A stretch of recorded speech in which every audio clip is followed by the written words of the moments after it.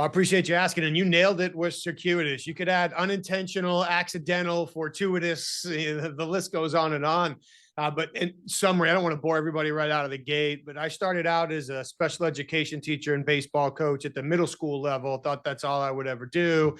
Ended up transitioning over to the financial services industry, which I know some people make a wonderful career out of. I lasted 2 years, 1 month, and 2 days, which was probably 2 years, 1 month, and 1 day longer than I ever should have been there to begin with. Went back to business school, figure out what I was going to do next, was juggling part-time jobs, and one of them just happened to be in the security industry. One thing led to another. I ended up getting promoted to a management role. And in that role, one of my responsibilities was to have conversations with people who made regrettable decisions and to encourage them to tell me the truth about it and write it down.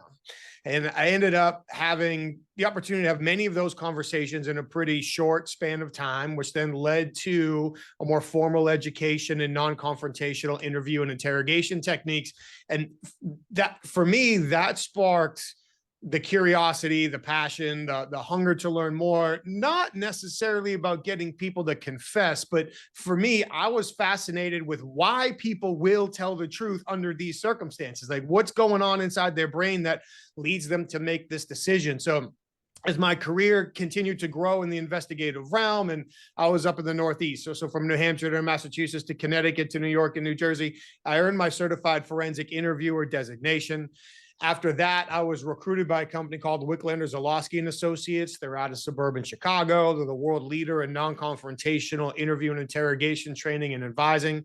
I was with them for 10 years. I ran their investigations division. I conducted many contract interrogations.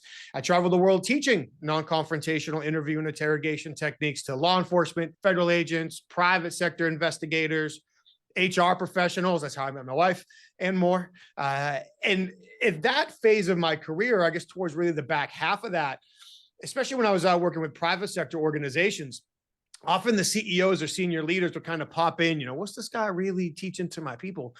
And then after a little while, they'd say, hey, can I buy you a beer? Or can I take you out to dinner? I've got this question. And now we're workshopping difficult negotiations, customer issues, vendor issues, coaching issues, performance management conversations.